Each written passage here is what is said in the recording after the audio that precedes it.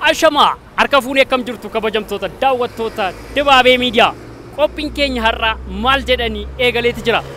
Qophiin kunis maal fidee dhufee akka jettan abdiin qaba. Qophiin kun daandii gubbaarratti ba'uudhaan namoota gaaffii nama bohaarsan hedduu gaafanne namoota deebisaniif kaardii abbaa dhibbaa guutuuf murteessineerra. Yoo argatan yoo dhaban galatoomaa jennee gaggeessina. Hanga xumura qophii keenyatti nu waliin turaan affeerraa keenya Dibaabee Miidiyaa. Galatoomaa gaaffii sin gaafannuuf eeyyamamaa taatanii waan gara keenyatti dhuftaniif mee gaaffii jalqabaan sin gaafadha. Jalqaba maqaa keessanii fi bakka irraa dhuftan. Maqaan koo Hassan Yuusufiin jedhama. Asuma iddoo Saamsuusii kana. Maqaan koo Bookaa Faradaan jedhama. Daashaa Maanolii jedhama. Abarraa Girmaan jedhama. Maqaan koo Abdiin jedhama. Nan jiraadhu naannaa kanadha. Hayyee atoo maqaan keenyume? Anillee Guutamaa Taammiruun jedhama. As safarma kanan jiraadha. Atis mee maqaa keenyatti? Asaffaa Kushii. Maqaan koo Shabbir Seefuun jedhama. Shawaa Taajibaa ittan naladde. Hayyee mee atoo? Boonsaan jedha. Seenaan jedhama. Fedhesaa. Maqaan koo Jijee Kumarra. Gaaffiin koo jalqabaa wantoota nuti tasuma cireedhaaf gonkumaa nyaachuu hin dandeenye lama maali? Shiroo. Bayyaanuti. Walakkaa sadii. Yaali. Xibsii. Xibsiidha malee kan nyaatamu ganamaan? Ciree irratti dhaqu. Qayyootii. Yaali kan biraa.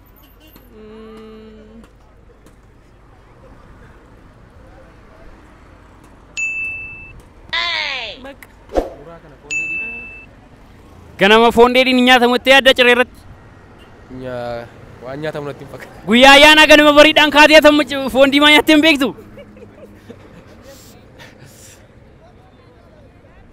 Marqaa.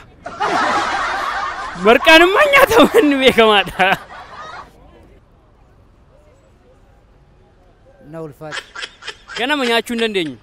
Ciree irratti tasuma nyaatamuu hin danda'amu. Itti hin dandeenye. Fakkeenyaaf ganama nyaatamuu hin dandeenye akka kiyyatti qayyootiin nyaatamu waxii diimaan hin nyaatamu jechuudha. Inni akkuma inni jedhe ittoo diimaadha. Maaliif ittoo diimaan hin nyaatamu. Yoo bulee amma fakkeenyaaf guyyaa ayyaanaa ganama kaatee nyaachuu dandeessa ittoo diimaa? Hin danda'amu.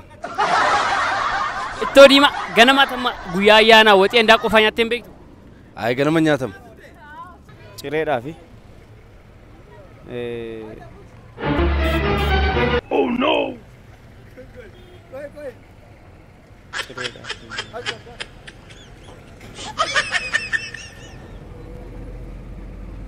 Ani yaadadhu narra baate dhufe. Hayyee wantoonni lama nuti ganama cireedhaaf ciree irratti nyaachuu hin dandeenye lama maalidha? Waan akka buskutii fa'a jechuun waan suuqirraa bibbitamtu waan sasalphaa yoo taate nyaataaf hin migattu garaa keessas waan hin turreef hin migatti dheeyyaa. Wantoota akka buskutii amma fakkeenyaaf daandii osoo deemtu bittee nyaachuu dandeessa. Kan biraa mee yaali?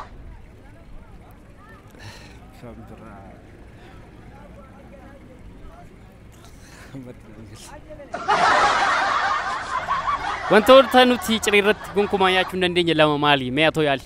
Waan akka xibsii fa'aa waan akka qaywatii waan akka dinnicha ምናምን fa'a. Dinnichi nyaatama, xibsiinis nyaatama, qaywaxiinis nyaatama. Kan biraa yaali? Inqulaal firfirii dooroo faantaa ምናምን akkasii nyaatamu. Inqulaal firfiriin ciree irratti nyaatamu? Jechuun nyaata guyyaa misaa irratti kan nyaatamudha. Hayyee gara gaaffii kootan darba. Gaaffii koonni tokkoffaan lachan keessa nu dhaggeeffadha. Wantoota nuti cireedhaaf gonkumaa nyaachuu hin dandeenye lama maali jedha? Cireedhaaf? Cireedhaaf waa hedduudha ka wanti nu nyaachuu hin dandeenye. Fakkeenyaaf? Cireedhaaf wanti nyaachuu hin dandeenye muuzii. Oh no! Muuzii nyaatamu jechuudha? Cireedhaaf nyaatamuu hin danda'u jechuudha. Mee atoo maal jetta? Wantoota nyaatota laaqana irratti nyaataman hunda cireef nyaachuun mijataa miti natti fakkaata akka kootti. Fakkeenyaaf. Mee yaali? Nyaata akka gosaa, paastaa fi waan kana fakkaatan nyaachuun natti sirrii natti fakkaata.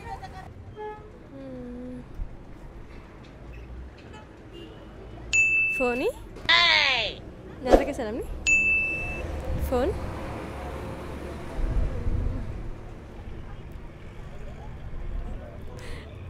Ani balaa. Lama jira. Maaltu jira leero na wallaale maal waan hundu waan nyaanne wantu nyaanne hin jiru.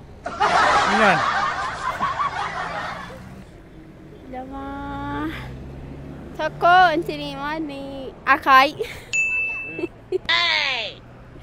Darbee immoo waxii fi biddeenni ganama ciree irratti nyaatamu yoo misaa fa'aa yookaan Oh no!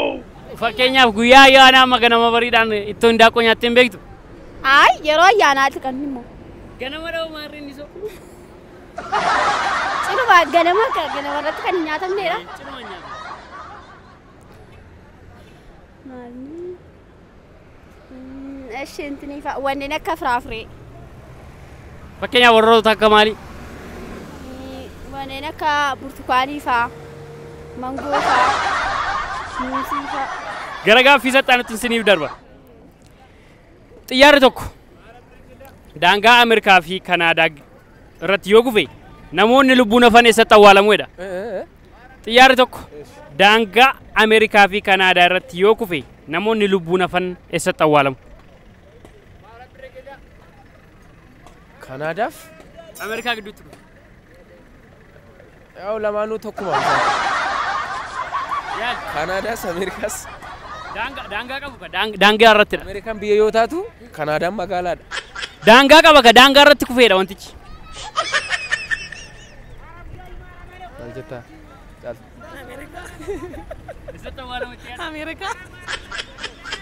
Ameerikaatti awwaalamu ne yaadda.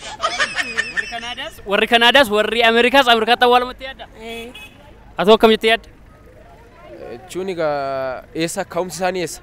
Ameerikaadhaa ka'anii gara Kanaadaatu deemaa jiranii daangaa Kanaadaa fi Ameerikaa irrattidha.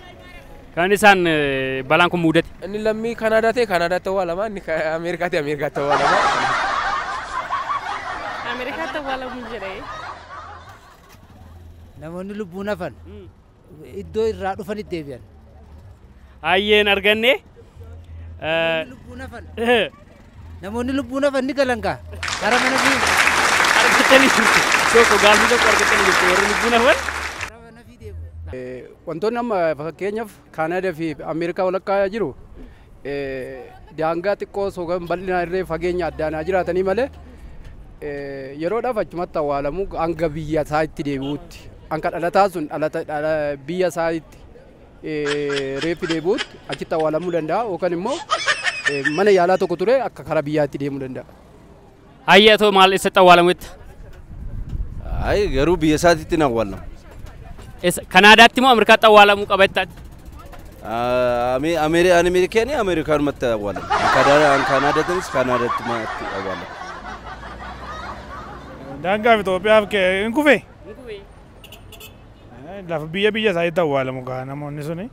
Atoo eessatti awwaalamutti yaadda? Biyyuma biyya isaanii. Biyyuma biyya isaaniitti. Daangaa irratti waan kufeefu biyya isaaniitti deebi'utti yaadda. Mee yaalimiin arganne? Namoonni sun hin kufe.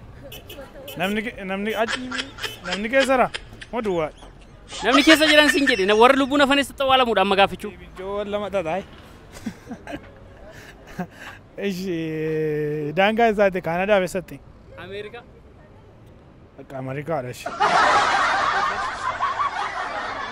Beekaa zeeginnitii biyya isaaniitti. Biyya isaaniitti deebi'u jetta. Namoonni lubbuudhaan hafanii illee awwaalamani kaa yoo du'an malee. Argattee jirta isa kana. Baaburri lama bakka tokkooti sa'aatii wal fakkaataatti ka'e dorgommiif. Tokko sa'aatii tokko walakkaa deeme tokko daqiiqaa 90 deeme. Akkamitti adda ta'uu danda'e? Adda miti. Sa'aatiif daqiiqatu gargari malee tokkuma. Atamee maal jette? Gaafficha irra naa deebi'aa. Baaburri tokko sa'aatii wal fakkaataatti bakka tokkoo ka'e. Garuu tokko daqiiqaa 90 deeme. Tokko sa'aatii tokko walakkaa deeme. Isa kamtu dura ga'e jechuu dandeessa? Akkamitti adda ga'e? Inni jalqaba deeme. Inni jalqaba deeme jechuun tokko kan hin dhaabbanne jira jechuudha. Saffisa isaa irratti wal gatee deemuu danda'a. Inni itti aanus immoo nama buusaa deemu nama harcaasaa deemu jira. Sa'aatiin kun immoo kanatti addaan citee sa'aatiin isaanii gargar ta'e jechuudha. Hayyee gaaffii ammaa ati argatteetta. Maaliif sa'aatiin tokkoof walakkaan daqiiqaa 90 waan qabuuf jechaadha. Ambaasa galtamaa dura ga'e. Atoo mee maal jettu? Lammanuu sa'aatii wal fakkaataa gaara. Akkamitti? Daqiiqaan 90 sa'aatii tokkoof walakkaadha. Sunis tokkumadha waan ta'eef sa'aatii daqiiqaa 90 argatteetta gaaffii kana argatteetta tokko argatteetta amma ammatti. Shamarreen tokko akkamitti osoo hin rafiin guyyaa 25 turuu dandeessi? Hin dandeessu. Yoo maraatte malee Hin danda'amu. Hin danda'amu. Guyyaa 25 hin danda'amu. Shamarri tokkotu hirriba rafiin gaaffii kira naa deebita. Shamarri tokko osoo hirriba rafiin akkamitti guyyaa 25 deemuu dandeessi? Ara deemuu hin dandeessu. Deemuu hin dandeessu. Hin dandeessi. Yaalaa gaaffii kana. Deemuu hin dandeessu jedha. Atoo maal Ani lakkisuma deemu. Hin danda'amu. Hin danda'amne tokko nama hin gaafatin. Kun hin danda'amu. Hin danda'ama jedha kasaansichi. Hin danda'amu. Guyyaa 25 hin danda'amu. Atoo maal jettame hin danda'ama moo akkamitti deemuu dandeessi jedha. Hin danda'ama dee akkamitti deemuu dandeessi? Hin danda'amu. Jechuun namni tokko haa xinnaatu sa'aatii 3 odoon boqotin guyyaa 25 fi hin danda'amu. Hin danda'amu. Hin danda'amu. Hirriba malee deemuu kan dandeessu? Hirriba malee halkan deemamuu kan danda'u jechuudha. Guyyaa keessa sa'aatii boqonnaa ishiititti hirriba sana raftee halkan immoo deemuu dandeesse jechuudha. Yaadota adda addaatiin barbaadamte halkan gara guyyaatti geeddaratte guyyaa immoo raftee halkan rafuu dandeesse jechuudha. Hayi kanuma kaa. Atoo akkamitti jechuu dandeessi? Hirriba malee irra deebime irra Hirriba malee guyyaa 25 akkamitti deemuu dandeessi? Ani hin beeku. Kuni natti ulfa. Naa jijjiiri malee gaafa nan deebisa yoo fittana nan deebisa. Yoo wanneen hirriba ishee dhowwan fayyadamte. Fakkeenyaaf maal fa'a? Wanneen akka buna fa'aa fakkeenyaaf buna yeroo dhuganii hirribi nama hin qabu. Yeroo qaybatanii buna fa'aa fayyadamu. Buna fa'aa dhuguu. Akkasitti yaada. Dubartiin ulfaa tokko biyya Ameerikaa irraa osoo gara Itoophiyaa dhufaa jirtu xiyyaara keessatti deesse. Itoophiyaa ji'a 3 jiraattee gara Ameerikaatti deebite. Ilkaan mucaa sanaa eessatti biqileef? Ameerikaatti biqilaaf. Akkamitti? Fakkeenyaaf namni tokko dhalatee ji'a 6 booda ilkaan biqila waan ta'eef achi Ameerikaatti biqila. Zeeginnati isaa garuu lafa hin buune hanga ta'etti Ameerikaa dhimataa biyya kanarra erga bu'e immoo zeeginnati isaa Itoophiyaa jedhama. Maaliifin asitti dhalatee waan ta'eef. Ameerikaa. Akkamitti? Ji'a 3 waan as turteef.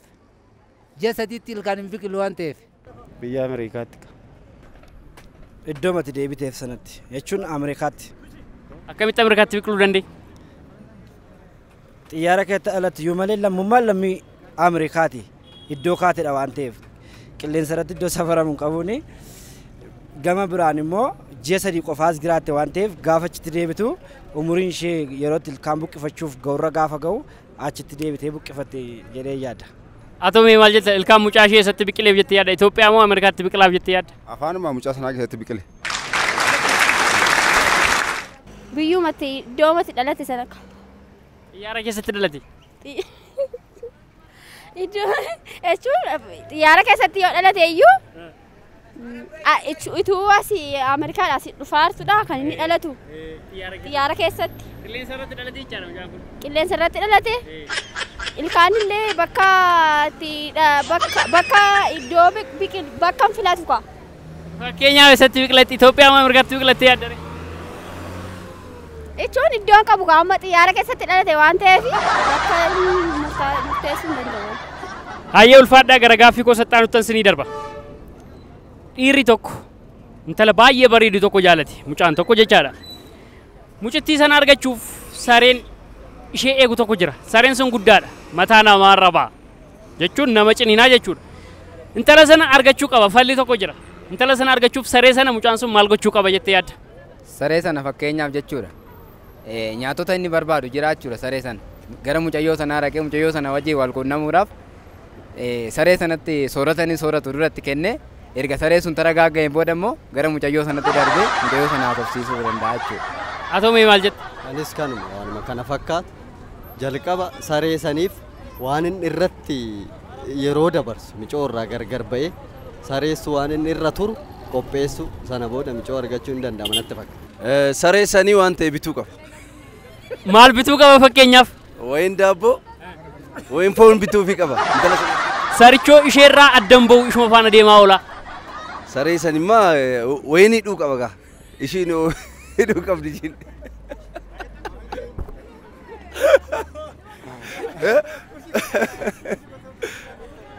Iddoo isheen jirtu inuma dhaqannoo hin hafu. Hidhuu hin danda'u. Siqee hidhuuf nyaata sareen sun ciniinuu danda'a. Oo daabbootti kenna isa sin bareechuudha. Isa sin bareechuudha. Itti deddeebi'ee barsiisuu qabaa jettanii. Atoo maal jettamee shamarree bareedduu sana argachuuf saree sana maal gochuu qabattee yaadda mucaan sun? Kun salphaadha. Maaliif saricha dura intalattitti waan ta'e bitee kennuu qaba. Saree sana obbarsiisuuf. Obbira itti kenniti in nyaata achumaan nama san baraa deema. Isaan booda shamarree sana wajjin wal arguu danda'u. Saree sana ajjeesuu qaba ka. Akkamitti ajjeesaree saricha yoo ajjeese immoo ishee faanas wal dhabuu danda'u. Murtoon isaa wayii nyaatamee ishee bira dhaqu. Saree sanaaf foon bitu. Ati yaalime? Saree sanaaf foon bitee sossobee sareen qonqoo isaarra darbu gatii ta'eefi foon bitee fi sossobee intalatti argachuu qaban jedhan akka gooti. Intaluma sanaa wajjin deemuu qaba. Akkam godhee? Lamaan isaanii wal faana fudhatee galuu qaba. Sareen sun yoo namni isheetti dhiyaate namatti mataarra si ba'a jechuudha. Saree gaafa isheen fudhatee mana galu sareen booddeetti hafa baarrii irratti. Akkasitti maan ta'u ka? Sareen sun utuu waan fedhatee isheerraa adda ba'uu hin danda'u. Yoo garuu falli tokko jira. Yoo maal godheedha? Yaa nama sareen hin eegadhee yaadu yoo hin eegatee garuu wayi foon geessaa fi akkuma inni jedhee yookiin immoo sareen suniif intalli sun yoo walii galanii isheentu immoo akka inni jaallate yoo baree dhiisii minaamin jettee koodii itti himtuu qabaachuu faa dandeessi jedhee yaada. Atomee maal jette? Saree sanaa foonuma bitee geessaaf. Fooniin irraa addan ba'uu nyaatee dhuma yoo ta'u ishee dhiisee adda ba'uu hin danda'u. Sareen foolii fuudha beeke. Gara isheen itti deemtu foolii fuudhee deemuu danda'a. Utuu inni fuudhee deemee iyyuu. Sareen foon biraan darbitu bakka. Yoo chokkoleettii kenneef saree sana waan du'uufi ajjeesee argachuu danda'a. Sareen chokkoleettii nyaatee du'uu danda'a. Atomee maal jette? Yoo foon kenneef. Foon yoo kenneef irraa adda ba'uu kan dandeenye sitti meera. No. Foonuu kan hin deemne sareen lafeedhaan irraa deemtee adda. Jimaata darbe namni tokko farda yaabbatee magaalaa seene guyyaa sadiif magaalaa sana keessa bulee guyyaa sadii gidduutti jimaata ammas yaabbatee bahe akkamitti jimaatuma guyyaa sadii bulee jimaatuma sana bahuu danda'e? Saa sadii ta'e. Saa sadii ta'e malee guyyaa sadii ta'e bulee jimmatuma yaabbateen ta'u. Sa'aatii sadiif ta'e jechuudha namichi. Atoo maal jettame? Maalitti? Guyyaa sadii bulee namichi tokko guyyaa jimaataarra farda yaabbatee magaalaa seene. Guyyaa sadii bulee guyyaa jimaataa sana jimaatuma yaabbatee bahe akkamitti ta'uu danda'e? Guyyaa sadii hin ta'u. Guyyuma tokko ta'e jechuudha. Ayyee gaaffii sin gaafadhe keessaa gaaffii tokko illee hin arganne utuu argattanitu ta'e kaardii abbaa dhibbaa na biraa qabdu ture hedduu galatoomaa ulfaadha. Ayyee gaaffii sin gaafanne keessaa gaaffii tokko deebisuudhaan waan xumurreef utuu 4 yookiin 5 deebisaniif ta'e kaardii abbaa dhibbaa argatu ture ulfaadhaa galatoomaa gaaffii 4 sin gaafadhe arfan keessaa tokko iyyuu hin deebisne galatoomaa. Gaaffii tokko deebisanii aji tokko hin deebisne gaaffii 5 sin gaafadhe tokko argattanii badhaasa na biraan qabdanii jechaadha. Osoo 4 deebisaniif ta'e kaardii abbaa dhibbaa na biraa qabdu hedduu galatoomaa ulfaadhaa. Ayyee gaaffii sin gaafanneef deebiin ulaattaniif ulfaadhaa galatoomaa gaaffii 5 keessaa 4 hin deebisne 4tu deebiste badhaasa kaardii abbaa dhibbaa qabdu ture ulfaadhaa galatoomaa. Gaaffii 5 sin gaafanne 5 keessaa tokko argattee utuu 4 deebiste ta'e kaardii abbaa dhibbaa nu biraa qabda ture hedduu galatoomii ulfaadha. Gaaffii isin gaafadhe shanan keessaa hin deebisne utuu deebistanis ta'e kaardii abbaa dhibbaan sin badhaasa ture waan gaafatamtaniif galatooma. Egaan daawwattoota keenya qophiin keenya irraaf qopheeffanne kana fakkaata. Hanga xumuroo qophii keenyaatti waan nu hordoftaniif hedduu galatooma. Garuu gaaffii gaafanne keessaa deebiiwwan hin deebine siniif hin deebisa. Gaaffii tokkoffaan wantoota nuti ciree irratti malee ciree irratti gonkumaa nyaachuu hin dandeenye maali isa jedhuuf wanta waan jedheef nyaata hin jenne laaqanaa fi irbaatadha. Gaaffii inni lammaffaan xiyyaarri tokko daangaa Ameerikaa fi Kanaadaa irratti yoo kufe namoonni lubbuun hafan eessatti awwaalamu jennee gaafanneerra. Namoonni hedduu isaanii dhabaniiru. Kaan Ameerikaa jedhee kaan Kanaadaa jedhee namni lubbuun hafe tasumaa hin awwaalamu. Baaburri lama wal faana bakka tokko ka'ee tokko daqiiqaa 90 itti fudhatee tokko sa'aatii tokko walakkaa itti fudhatee akkamittiin inni daqiiqaa 90 dursee ga'ee jennee gaafanneerra. Inni daqiiqaa 90s inni sa'aatii tokko walakkaas wal qixa. Maaliif sa'aatii tokko walakkaan daqiiqaa 90 of keessaa qaba waan ta'eef jechuudha. Shamarreen tokko akkamiin guyyaa 25 hirriba malee deemuu dandeessii jedha. Halkan waan raftuufidha deebiinsaa. Halkan raftii guyyaa 25 deemuu dandeessiidha. Jimaata darbe farda yaabbatee magaalaa seenee guyyaa 3 magaalaa keessa bulee jimaata yaabbatee ba'e jechuu kan danda'amu akkamitti jenne ture. Maqaan farda sanaa jimaata jedhama. Dubartiin ulfaa tokko biyya Ameerikaa osoo gara biyya Itoophiyaa dhuftu xiyyaara keessatti deesse. Erga deessee booda biyya Itoophiyaa ji'a 3 jiraattee gara Ameerikaatti deebite. Haa ta'uyyuu malee ilkaan mucaa ishee eessatti biqilaa fi jennee gaafannee turre. Ilkaan mucaa ishee kan inni biqiluuf afaan mucaa keessattidha. Galaanni yookiis galaanni bishaan hin qabne eessatti argamaa isa jedhuuf ammoo kaartaa yookiis maappisa jennu irrattidha jechuudha. Wanti fagoodha dhiyoodha asis achis hin guddata garuu arguu hin dandeenye yaadadha. Egaan daawwattoota keenya qophii keenyatti hedduu bu'aaraa irraa barachaas akka turtan abdii guddaa qabna. Qopheessaan qophichaa aan Amaanuel Waaqturaa. Ogeessi kaameraa keenya Mikaa'el Saamu'eel ture. Qophii biraan hanga walitti deebinutti nagaan turaan dhaamsa keenya galatooma.